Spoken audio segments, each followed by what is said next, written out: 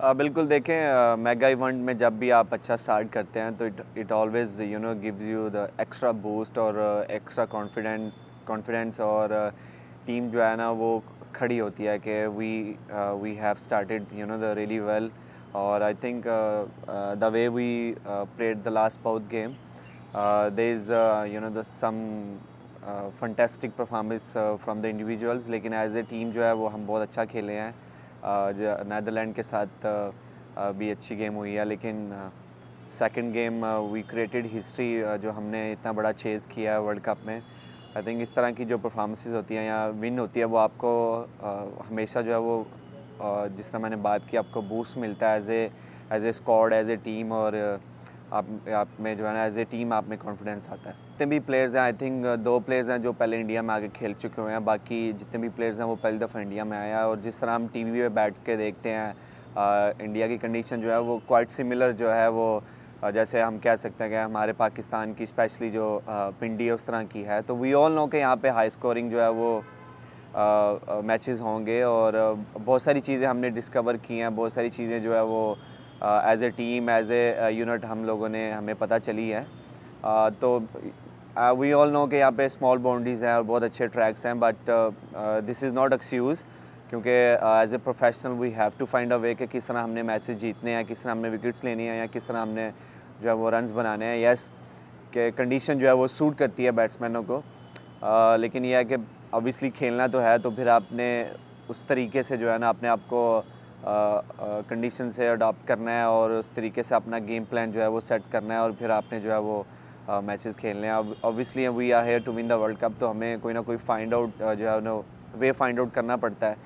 I think early on जो नया ball है, अगर आपका स्विंग हो रहा है तो आप मैक्सिमम जो है वो अपने राइट एरियाज पे बॉलिंग करें, और जैसे ही थोड़ा बॉल पुराना होता है तो आपको वेरिएशंस के साथ खेलना पड़ता है। और ये डिपेंड बहुत करता है कि किस तरह की सिचुएशन चल रही है गेम की, तो गेम के हिसाब से जो है वो आप करते हैं। आपको अटैक भी करना पड़ता है, सम टाइम ऐसा आता है कि आप अटैक करते हैं बैट्समैन पे, सम टाइम ऐसा आता है कि आप जो है वो कंटेन करते हैं, तो ये सिचुएशन जो है वो चलती रहती हैं।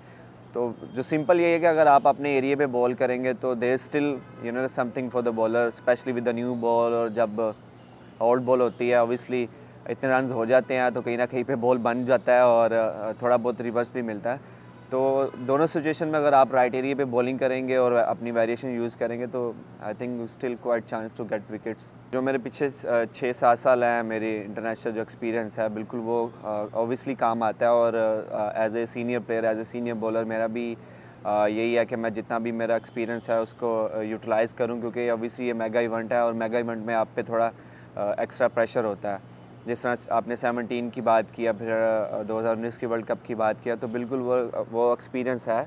तो कोशिश कर रहा हूँ कि उसी को जो है वो यूज़ करूँ। और there is always butterfly in your tummy, तो कोई भी मैच होता है, बट यह है कि जब आप ग्राउंड के अंदर उतरते हैं तो एक नॉर्मल चीज़ हो जाती है एक्सपीरियंस प्लेयर के लिए। यस, जब आप न्यू प्लेयर होते हैं तो आप पे थोड़ा प्रेशर होता है, तो आपको टाइम लगता है ऑब्जर्व करने में प्रेशर, लेकिन यह कि एज एक्सपीरियंस प्लेयर जो है ना आपको इतना टाइम नहीं लगता, तो आप नॉर्मल हो जाते हैं।